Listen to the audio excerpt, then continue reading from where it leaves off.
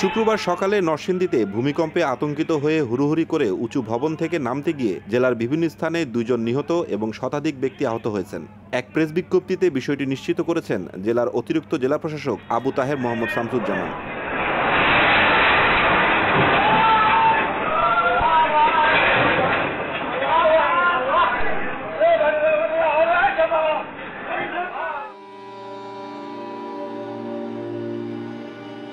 অন্যদিকে ভূমিকম্পের প্রভাবে ঘোড়াশাল তাপবিদ্যুৎ কেন্দ্রের সাবস্টেশনে অগ্নিকাণ্ডের ঘটনা ঘটে। ফায়ার সার্ভিসের 2টি ইউনিটের চেষ্টায় অল্প সময়ের মধ্যে আগুন নিয়ন্ত্রণে আসে বলে জানান পলাশ ফায়ার সার্ভিসের senior station master Mohammad Abdul শহীদ।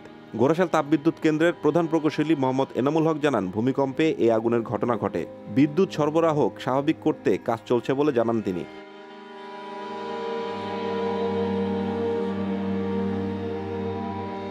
যুক্তরাষ্ট্রের ভূতাত্ত্বিক জরিপের সংস্থা ইউএসজিএস বলছে, ভূমিকম্পের কেন্দ্রস্থল ছিল নরসিংদী সদর থেকে 14 কিলোমিটার পশ্চিম দক্ষিণ পশ্চিমে, গভীরতা ছিল 10 কিলোমিটার।